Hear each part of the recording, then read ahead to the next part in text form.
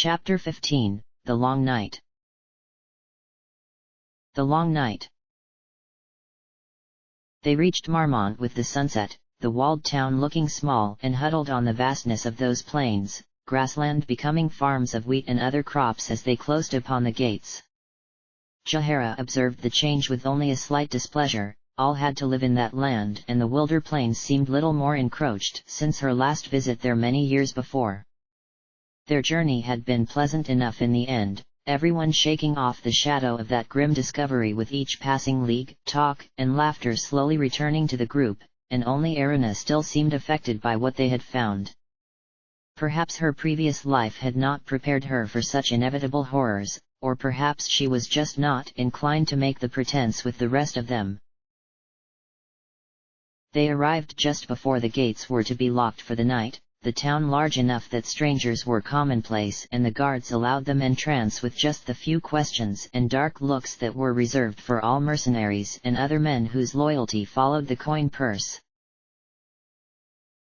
Marmont was a prosperous town of stone buildings and cobbled avenues, people hurrying past them on their way home after another long day, their group walking the streets from the gates and pausing outside the lights of a busy tavern to get their bearings, Solafane wrapped in his cloak and melting into the shadows of the doorway opposite.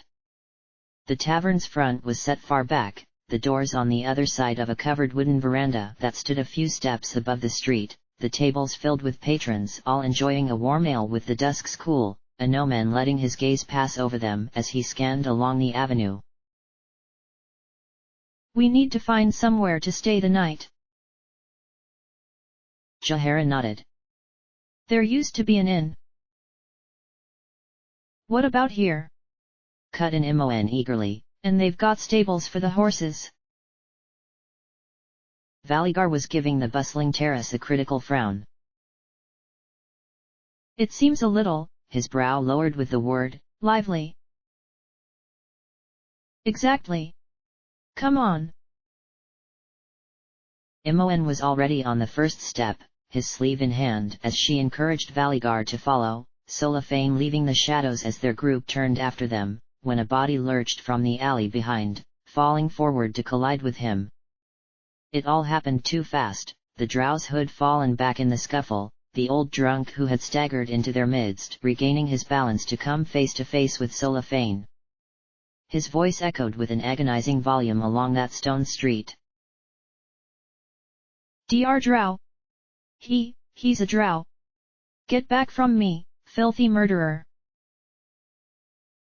It was difficult to say which landed first, the gobbet of spit he had flung at the elf or the fist Fritha had backhanded into his jaw. The drunk suddenly sprawled on his back, a hand fumbling for the knife at his hip, though his attention was suddenly refocused as he struggled to shift the heavy-soled boot Brianna had pinned onto his neck.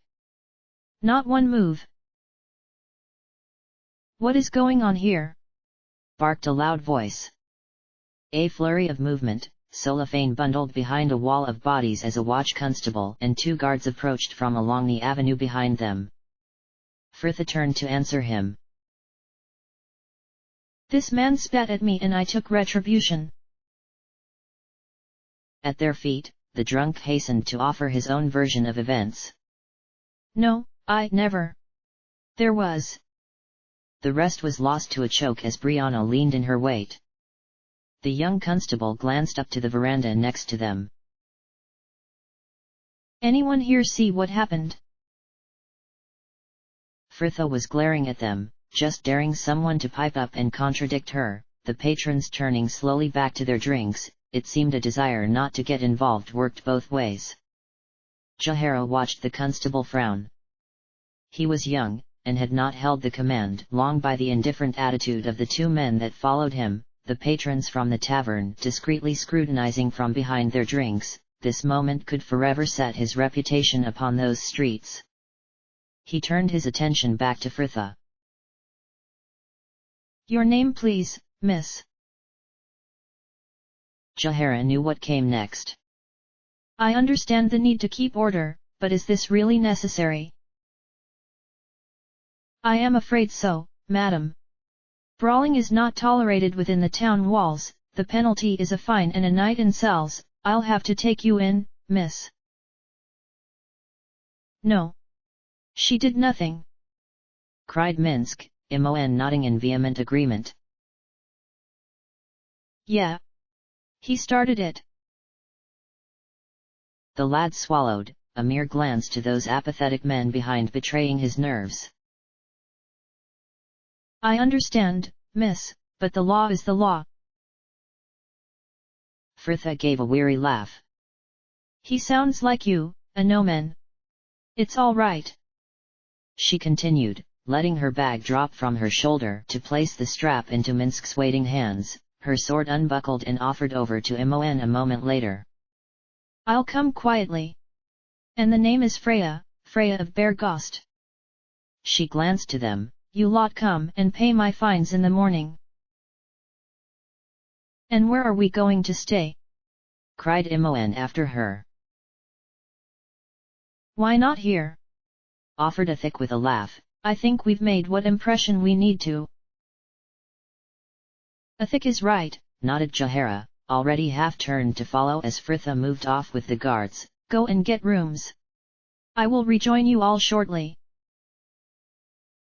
Jahara sucked a sharp breath in through her teeth, trying to suppress the urge to just grab the girl's shoulders and give her a good shake as she fell into step beside her, the guards that followed a few paces back and out of earshot of her hiss. By Sylvanus, Fritha. I just reacted, the girl cut in. Yes, something I notice you have been doing with an increased regularity of late. We are trying to be inconspicuous. You would have just had me stand there while Solafane was spat on. The druid sighed tersely. Fritha, I need not remind you that Solafane is drow and has likely suffered a few centuries of abuse far worse than some drunkard's slurs. That is not the point and you know it. I stand there and do nothing, and I may as well spit on him myself. The girl sent her a surprisingly open look. I reacted, I am not dissatisfied with the result, and now I am facing the consequences, I see no problem. Ah, we're here. And Jahara turned back to find themselves arrived at a long building of grey stone that stood over two tiers, a shield bearing the salient bore of the town's arms hung above the entrance.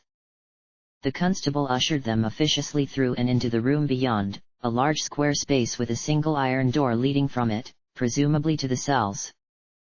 For all her bravado, Fritha seemed to be avoiding looking at it, though the room they were stood in held enough to draw the eye, a large round table set up just behind the main door, 5 guards playing a raucous hand of cards about it, a gleaming pile of copper in the center.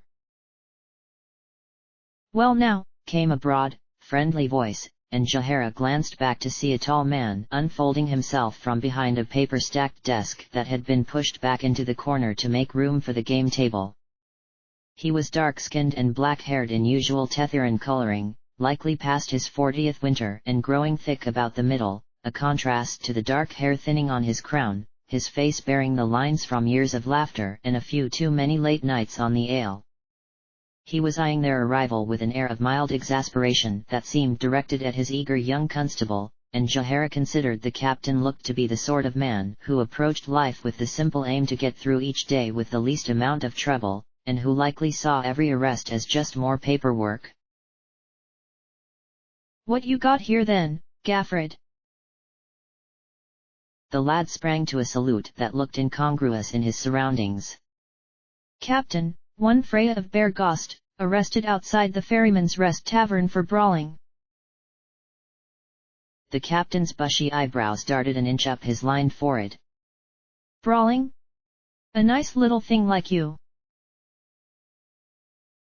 Laughed Fritha. The bloke I decked called me something similar. Her eyes flicked to the table next to them. Oh, is that Burger's draft? The guards glanced up from their game. Lass, you know how to play. Yeah, but I'm pretty poor, I lost enough silver to sink a trireme last time, she added with a laugh. A sly glance about the table. Well then, lass, pull up a chair if you like, let's see if Timora is with you today. The minimum stake is 2 coppers. And Fritha dropped blithely into the nearest seat to be dealt in. Next to Jahara, young Gaffrid was mouthing in voiceless indignation. Well then, continued the captain easily, we'll keep her here tonight, m'lady, and you can come pay her fine in the morning. I will be here. Back at the table, Fritha was making every effort to settle in. Ale, lass. Oh, I wouldn't say no. Jahara rolled her eyes and stalked out. Solafane kept his head down, feeling the tension in that room about him, not an unfamiliar sensation considering where he had come from, but an unpleasant one all the same in that company where, until now, he had felt like welcomed ally, not tolerated burden. They were gathered in one of the rooms they had rented, unassigned to any pair as yet, as they all sat on beds and floor, cloaks and bags at hand awaiting he knew not what. Solafane did not feel any guilt for what had happened, not for the man who they had sent sulkily off down the street, Imoen leaving him with the warning that if he caused any more trouble for them, a bruised jaw would be the least of his worries, nor for Fritha, walked off to the local jail to pay for her intervention. Brianna had assured him at the time that no harm would come to her whilst in the guard's custody, though he had held no such fear. Fritha would have hardly gone with them so peaceably were there any danger. No, all he felt as he pictured again her arrest in his mind, watching her move off, Jahara already hissing admonishments at her ear, was a fierce pride. Her temper was a glorious thing, wild and precise and thrown out at an unjust world, and he saw in her all the things he could not do, years of suppression leaving his will too strong to accept any loss of composure, and even his anger was controlled, like a tethered beast. The room was small and cramped with them all within, the 2 beds serving as seats for half of them, Erina and Brianna perched upon one, Anomen and Ithik wedged shoulder to shoulder upon the other, Valigar finding a seat before the dresser, while Minsk sat on the floor beneath the window. As for himself, Solafane had found a place upon the hearthrug, Imoen knelt next to him before the cold grate, an anxious frown creasing her brow, and he offered her a reassuring smile as her gaze moved to him. He had no worries. The room glanced up as the door creaked open, Jahara appearing in the mouth. Here you all are, the innkeep said you were on the 3rd floor. Imoen was already knelt up from the hearthrug, eager for news as the woman sank down beside her. Is Fritha all right? She is fine, Imoen. I left her playing cards with the guards. Fool that she is. She is no fool, countered Brianna sharply, her voice softening as she conceded. I will admit her actions were impulsive, but the thought behind them... There was no thought behind them, snapped Jahara. That is the problem here. She acts too much on impulse lately, and it draws to us attention we could well be without. Arrested by the watch. The druid muttered angrily. News of our arrival could be about the whole town by dawn. The disagreement was getting heated, Brianna tossing back her long braid and straightening with a physical defiance. By which time we will be departed. What would you have had her done instead? Just stand there as one of our company was dishonored. Boo agrees with good Brianna, intervened Minsk evenly. Such men who let ale rob them of their sense, need to be shown that other men's honor cannot be stolen similarly. By a boot to the throat? I wonder, does Torm approve of the intimidation of outclassed, outnumbered drunks? My lady! Cried Anomen, any attack on faith an unfair blow in his opinion. Brianna dipped her face, though no blush rose to her cheeks. My actions were rash and driven by an anger unbecoming to my lord, this I know and must atone for myself. I would have done the same, my lady, assured Anomen, a glare sent to the druid opposite. You were merely the swifter of us. A long pause as wounds were licked and anger faded, Solafane sensing the air change as Valigar's dark eyes came to rest upon him. I fear these kinds of hostile encounters may become an all too regular occurrence now. Cellophane quirked a cool eyebrow. There was a time for subtlety, and there was a time for directness. You would have me leave your company? No! cried Imoen and Minsk together, though the drow noted many others remained silent. Valigar at least had the resolve to hold his gaze. I did not say that, but it cannot be denied that your presence here could be seen as a disadvantage. We wish to travel without notice if nothing else. So you would have me leave? We can present the idea to Fritha if you wish, but I was her companion when all others were found to be absent. The drow retorted with a bristling pride. Do not be so sure who she will select to accompany her should you force her choice. That is not what was meant, Cellophane, rejoined Jahara briskly. But surely you yourself cannot welcome these encounters any more than we. Perhaps we can disguise you somehow, offered Imoen. I bet I could manage a glamour or the like. ARandomAudiobookAppeared nodded, eager to help, as well. Cellophane's face was set. He had the feeling this was the sort of discussion that could only be had when Fritha wasn't there to throw a fit on his behalf. If all agree that it is the only way to continue, then I will comply, he conceded, though I would rather not. Well, this isn't something which needs to be decided on now, sighed Athik. To be honest, I'm more worried by what we found earlier than anything that's happened since. If the Tetheran army are rounding up people, I wonder if we'll even be able to make it to Amkithran, or at least, without a line of dead soldiers behind us. Arana looked crestfallen. Oh, don't, Athik, I don't want to just kill them, not for just trying to keep their homeland safe. Ah, young Arana, who agrees with you? A terrible thing it is to be caught on the wrong side of good men. I don't see anything good in what they were doing this morning, snapped Imoen bluntly. Jahara had clearly had enough bickering for one evening. We will reach Amkithran within another 7 days or so. If we move quickly, we should be able to avoid any further patrols. These remaining members of the 5 are our priority, the rest must be left to fate. The group ate dinner together in the common room, the meal quiet as all kept to their own thoughts, that feeling of being watched heavy over them as Cellophane garnered more than a few looks, but the rumors of what had occurred outside had already traveled the tavern at least twice by now and none approached their table. They retired to their rooms afterwards, Anomen included, though he felt strange sat there alone, Athik gone to lend an ear and some comfort to the still anxious Arana and, after a good quarter-hour trying and failing to settle into the campaign diaries of Sir Fiant, the knight gave up and decided to seek distraction in another form. Twilight was drawing over the emptying streets, though the veranda was no quieter for this, all eyes glancing to him as he left the tavern door, ale in hand, and made his way over to take table in the far corner, the noise about him making him feel somehow better after the pressing silence of his room. On the other side of the veranda, a table were enjoying a rowdy game of dice, the groans and laughter echoing up the street, and Anomen wondered if Fritha was somewhere similarly engaged, jealous though such always left him. He hoped it was so.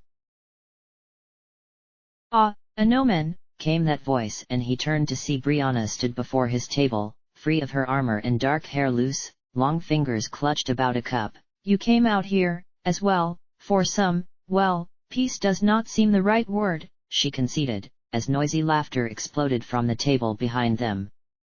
May I join you? Please do. The woman smiled, a discomforted frown creeping in as she explained. Arana was beginning to get tearful, so I left Athik to his consoling. You are worried, as well, about this detention of the children. The man shook his head, drawing a long draught of ale. No. We know our task in this and we have skilled enough woodsmen in our company that I believe we should be able to avoid any more patrols if we are careful. It is as Jahara said, we must walk our own path in this and trust the fates with the rest. There is no room for doubt. And for Fritha? He snorted a laugh. How can I worry for her? She is probably having a better evening than we. I am surprised she agreed to go, confessed Brianna. From the tales I have heard, she does not usually bend so willingly to the law, and it was clear to all the constable could have been persuaded otherwise. You would have approved of such tactics? Questioned a Noman curiously. The woman frowned, and drew a curt sip of wine. Certainly not. Though understandable, Fritha broke the law, it is only right she pay for her transgression. A Noman sighed, almost amused by his own failings as he considered it. Fritha and the law. I never seem to expect it to apply to her in quite the same way. He had anticipated at least displeasure from the woman opposite, but Brianna was nodding, an absent air to her as she raised her cup again. I understand, for I see it too. She is special, her destiny shines brightly. Though the law is paramount, it is difficult not to wonder whether allowances should not be made for the person she is, and the future she must face. She is but one of many children, my lady, a Noman reminded. This talk of Fritha as something so unique seemed to put her disturbingly beyond his reach. I know, the woman conceded, eyes back on him and bright with feeling, but for one such as she, who fights the call of her blood. I can sense it in her, the power and the will to change the very heavens, as my own lord once did. It sounds foolish, but I feel that I was brought here to protect her, that she survived to reach her destiny. With a boot to the throat? A Noman questioned mildly. Brianna flushed, clearly astounded by this censure, something in her face softening as she found his smirk, his laughter prompting her own reluctant amusement. Oh, a Noman, don't.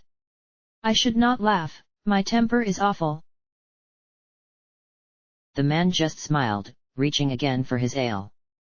It suits you better than the strained deference I have sometimes seen in you. I do not believe there was a single meal since we departed Athkatla that you were not assigned a hand in. Ah, I wish I had seen Sir Elquist on the receiving end of your wrath before we had to depart them.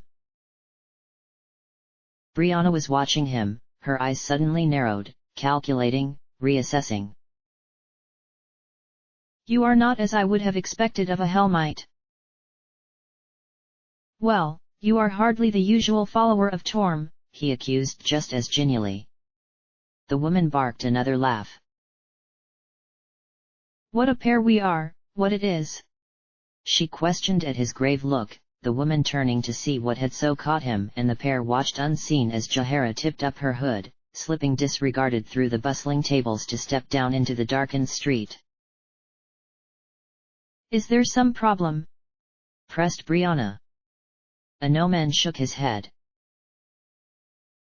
It is nothing, merely that the Lady Jahara has connections to certain organizations within Faerun, and the alliance has not always been favorable. There was some conflict in the past which brought both she and Fritha to a great deal of grief. I wonder now if she does not go to reaffirm old ties. You do not trust her? No, I trust her, but it can be a difficult choice to make between the old allies and the new. You chose, Brianna reminded quietly. Yes, I did. Do you believe the Order will accept you back within their ranks? I do not know. But my Lord Helm is still with me, and that is enough. Yes, the woman murmured, nodding absently to herself as she went back to her wine. Faith before desire, always. She drew a long sip. Always. The air was stale and reeked with a damp she doubted ever left that sunless, stone room. The jail was quiet once more, the ranting of the drunk they had brought in an hour ago finally echoing away to leave only the snores of the man in the cell next to hers and the murmur of the watchman back in the guard room, 2 pairs of feet occasionally rattling along that long corridor in a brisk, cursory patrol. The bench was hard beneath her, her shoulder blades aching dully as they pressed into the unyielding wood. There had been no bedding provided, though to be fair, Frithla likely couldn't have stomached using it anyway. She had rolled up her robe to place under her head as pillow, but such had left her without covers and she was slightly too cool to be comfortable, the ale that had helped her fall asleep initially long worn off now. Far across town, a distant bell struck midnight and Frithla wondered what it would be like to be a true prisoner, not for a day, but for years and years. Every day spent looking at the same damp, four walls, she would rather have the noose, but then she had been facing the gallows for a while now. The familiar worry stirred. What would happen to the others when and if her end came? Most of them had one another and a purpose, too, and it was only Solafane for whom she had any true concerns. She could not help but feel responsible for him. He had come to the surface because of her, had left Suldaneseller's tenuous peace for her own bloody path, and there it looked like she would desert him, unwillingly or not. It must have seemed foolish to worry about the man. He was strong and as keen as the blade he wielded so well, but it was not so much a case of him surviving up there, but finding a life where the guarded mistrust he had learnt in Ustnatha was not necessary. A life where he could leave the ruthless brutality of his people behind, rather than merely changing the way in which he was forced to exercise it. Frithla stared up at the cracked stone ceiling. So much had happened lately, a Nomen's return and her own more personal discoveries throwing her feelings into turmoil, and underneath it all, that ever-simmering resentment at the world that could never quite be quenched. She was not the person she had thought she was, not the person she had been led to believe, and Frithla tried to push the thought away before the anger could swell. Gorion had lied to her, and not just small, minimal lies to push aside the questions of a girl curious about her origins. These stories had been well embroidered with details not necessary for anything but decoration to the tale. That he had even taken the time sown the seeds to ensure the story's continuance after his end, that letter placed so carefully under her pillow in her old room, just awaiting her return. That he had told her the truth of her heritage and still buried it within a falsehood, telling her she had been the product of such a horrific violation and all the while knowing when she discovered it, he would be gone, free from the consequences of his lies. That seemed the cruelest betrayal of all. Perhaps it was for the best he was gone. It seemed now she did not know her father any better than she knew herself. The clatter of armored footsteps in the hall outside, another pair of guards making a perfunctory walk of the corridor. "All clear?" asked one as they paused outside her door. "Aye, as ever. Now, what was it you couldn't say before those two?" "Keep your voice down," the first man hissed. "I just wanted to tell you of a way to earn a bit more coin this next couple of months. Take that look off your face, it's nothing dodgy. Just some army patrol came through here a few days back and spoke to the captain. Apparently, they've been charged with rounding up all the ballspawn they can and carting them off to some camp they've set up somewhere west of here. They asked the captain to let a few of the men he trusted know that if we could keep an eye out for any strangers passing through the town and see if we can't detain them, they'd be back in few days and willing to make it worth our time." Frithla fought to keep her breathing shallow, scared any noise would alert them to her. How could she have wandered so freely into a trap? "Well, I'll bear that in mind," the second guard murmured, sudden afterthought prompting an eager, "What about that one in tonight? The lass from Bergost?" "What her?" "Nah, she's an alright sort, she was playing cards with the afternoon shift when I came on, and losing enough coin to keep them sweet." An approving snort. "Clever girl." "Aye, she took the evening meal with them, and we finally locked her up for the night when the bells struck 9. Besides, you didn't see that group she was with. Devon told me young Gafford was nearly pissing himself when he had to bring her in.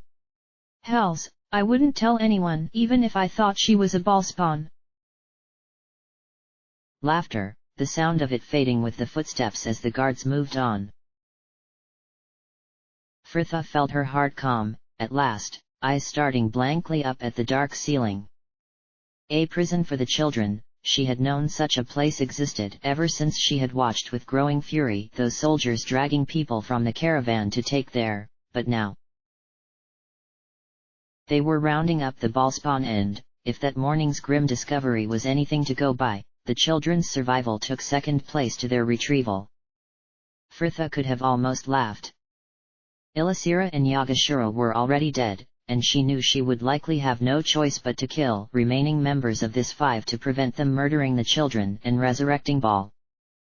But her intervention would all be for nothing, if some idiot soldiers were going to murder the rest of her brethren in their own ignorance. It seemed she was damned either way. That familiar resolve was creeping along her spine. If they were to stand any chance of keeping Bal well and truly dead, then she was going to have to make sure at least some of the children survived. 3 powerful Balspan were already marked for death, and that meant only one thing: they had to find this camp. But there was little she could do about it that night. She sat up, hurriedly gathering the robe about her and shifting onto her side as she lay back down once more, arms folded under her head, the boards pressing uncomfortably into her hip. She was getting too thin. Fritha opened her eyes on that familiar green sky. The wind that usually screamed across that plain of blasted tiles somehow lulled. Fritha sighed. Oh great! Saravuk? Sar, oh! He was behind her, though not in any position to answer. The man laid out, vivid red blood pooling slowly from beneath him, though the wound he bore was blocked from her view by the figure hunched before him, her back swathed in a familiar blanket of coppery tresses, face hidden as she wept quietly into her hands. Ah, hello! The figure whirled in a blink, Fritha suddenly faced with not her own visage, but a leering skull surrounded by that halo of mocking curls.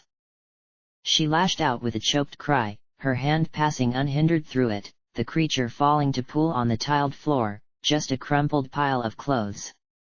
And then that noise behind her, that deep ragged breathing, and Fritha turned slowly to stare up at it, some horrific mix of man and monster towering over her, clawed hands aloft, axe and hammer held crossed above its head.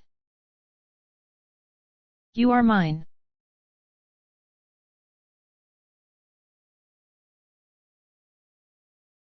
Imoen jerked upright, breath coming in a gasp as she ran frantic hands over her body trying to beat out the flames that had consumed her, the panic fading as she found herself sat in that darkened room, Jahara sleeping peacefully in the bed next to her. Another dream. They had started again as soon as they had left Saradush, every night lost to screams as fire raged all about her, smoke choking the sky above, not a single star to lift the darkness. Imoen leaned back into the pillows, her body damp and twisted in the blankets where she had sweated and writhed. She knew she should just return to sleep, especially since she would be up early enough to fetch Fritha and then set out on their journey once more, but her throat was dry, the idea of a half cup of ale easing her back into her sleep too tempting to ignore.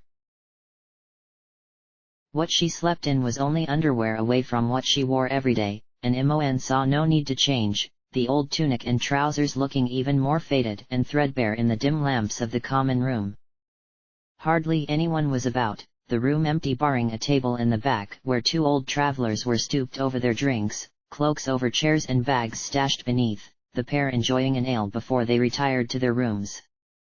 The dozing server brought her the same with little more than a tired nod, the cost of her cup added to their slate as she took a table, the amber liquid barely to her lips when the door banged open and in walked Valigar. Oh, hello, she greeted, the man's surprise a mirror of her own as he found her there. You are awake, he confirmed, sinking into the chair next to hers. Imoen nodded and drew a mouthful of that warm, tangy liquid. Yeah, bad dream, thought a drink might help. Yourself? I could not sleep. I went for a walk. He added unnecessarily. A late night for both of us, then, we'll be fit to drop tomorrow. Still I imagine Fritha won't be much better, so at least our pace will be a bit more reasonable than it's been lately. Are you worried about her? He asked quietly. Imoen shook her head. Nah, you heard Jahara, and it's only a night in the cells. I was in the asylum for months, she added blithely. Valigar just frowned though, and she wondered if his question had indeed been on her friend's well-being as she had first assumed. Well, what did he expect her to say? That she was worried at this sudden anger Fritha seemed to hold for the world? Where before the girl would have refused to engage in such violence, she now seemed to pursue it. Imoen may have felt them, but she would have never been so disloyal as to give such fears a voice, and the silence billowed over the table. Imoen let her gaze drift about her, feeling that wistful pang as she admitted at last, "This kind of reminds me of old Winthrop's place. Late after all the guests were in bed and the bar had closed, he'd draw himself an ale and water one down for me, and we'd sit and he'd ask me about how I was getting on with Steen and my lessons. He knew he wasn't the cleverest man there, but Winthrop cared, maybe even more than Gorion cared for Fritha. He really wanted to be a good father to me. Not that I could have made it easy," she added, unusually sober as she thought back. "Always in trouble. And what could he do other than make his apologies and try to tell me off? But I wouldn't listen. Everything was a game back then." Her mind fingered the paper-thin memories. Her lessons, the boys she had dallied with, the sages they had tormented, her whole life had just been something she had played at, a game for her and Fritha to share. And then they had left Candlekeep and nothing had been the same since. "It's ironic really, I used to find those tall, grey walls confining. It wasn't until I was stood outside them that I realized it had been they that had been protecting me and that life I'd had for all those years. Then, one day, Fritha and I lost them and nothing's been the same since." She shook her head, and drew a comforting gulp of ale. "Everything's so serious now, me included." Valigar made a gesture somewhere between nod and shrug. "We changed to accommodate the challenges we must face. I am sure Winthrop would be proud of the woman you have become." "Yeah," she laughed weakly, "I bet he'd barely recognize me." A quirk of his lips. "Though you have undoubtedly changed from your youth, I do not think you should have any concerns on that matter." "Ah, do I detect a hint of approval for this immaturity, Vals?" She paused, suddenly wishing she could just take it back as her insides nodded, the girl cringing at how flirtatious she had sounded. Don't answer that, mate." Valigar heeded her. "Would you wish to return to Candlekeep?" "Yeah, for a bit, anyway.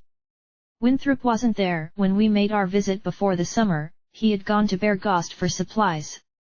I missed him at the time, but with Gorion being dead and what kicked off just hours later, I didn't feel I could complain."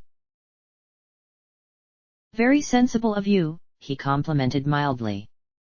She did not miss his smirk. "Oh, yes, let's all laugh at poor, prudent Imoen. I'll be as boring as you soon. I will mourn the day." They shared a laugh, the man's attention shifting to their surroundings as she took another mouthful. "If taverns were always this quiet I would not find them so jarring." "You were brought up on your estate in the city, weren't you? So when did you realize you didn't like it? I mean, if it's all you had known." "The life I had on the estate, the quiet space was what I had grown up with. It was when I became old enough to be taken about the city that I came into contact with the noise and bustle in those endless brown streets. To sit in a carriage and watch the sea of bowed heads about you, these were not people as I knew them, they were worn out, broken things, and I came to realize eventually that it was likely the city that was to blame." "Life is hard everywhere when you're poor," offered Imoen practically. The man nodded. "Indeed, but at least out and away from the city, your enemies are of nature itself, primal, insensate. It is there within the city, when all your pains are caused by avaricious merchants and corrupt watchmen, your fellow men who are not unfeeling but merely do not care, that I believe it takes a toll upon the spirit. So that's why you left. I left because I refused to stay and watch my parents fall to corruption. His face twisted. The coward's course. I was 20, though I had been traveling further and further into the surrounding forests since my 17th year, and the talk of our circles it was apparently, though I never paid any mind to such things. So I left for the wilds, and spent that spring and summer traveling across to settle finally in a small forest outside Eshperda. There I built a more permanent shelter, and it was on one of my trips to the city to acquire supplies for the coming winter I met Durden and the others who I eventually joined. They were men such as I, who worried at the dark influence that the weave could have, and though many fight it, others embrace such darkness. Together we traveled ending the existence of those mages who believed that arcane power set them above morality and laws.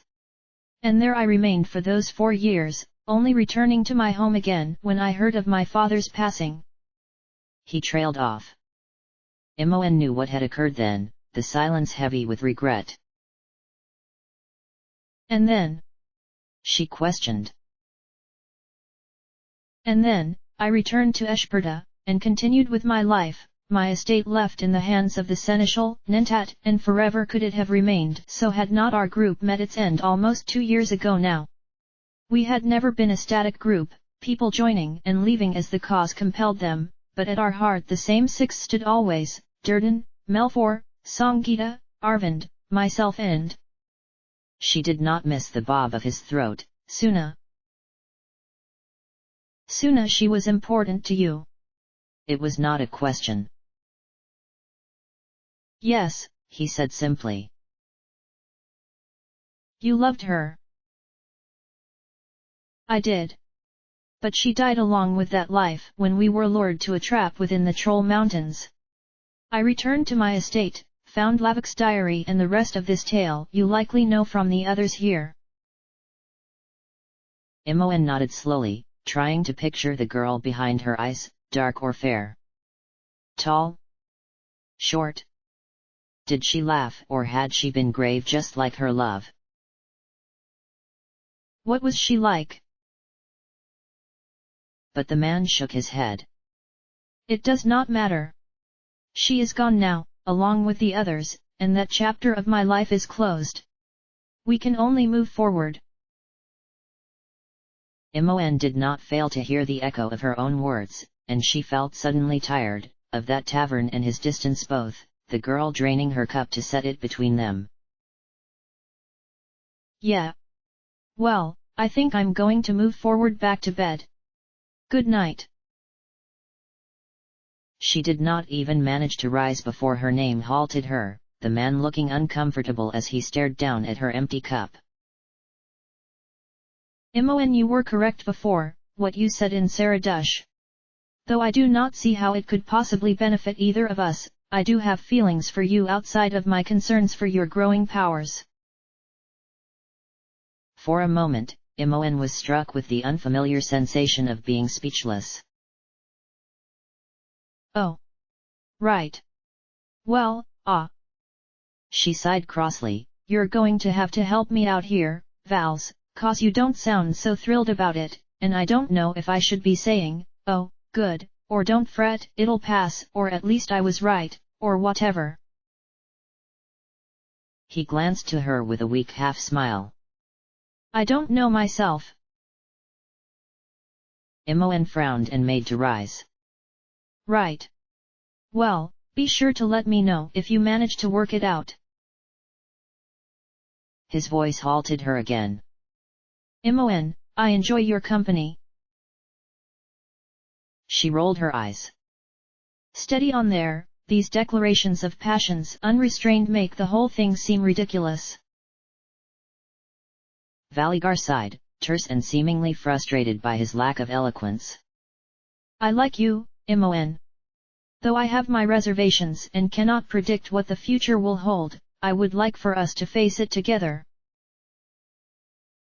Imoen sent him a grave look that was quite at odds with the rapturous warmth that was suffusing her body. I'm going to have to think about this, Valigar. Right, I have, you're on. Imoen rose again, an unmistakably satisfied grin on her face, stomach hot and trembling as she affected a supremely casual air. Well, now that's out of the way, I'm off back to bed. Night, Vals.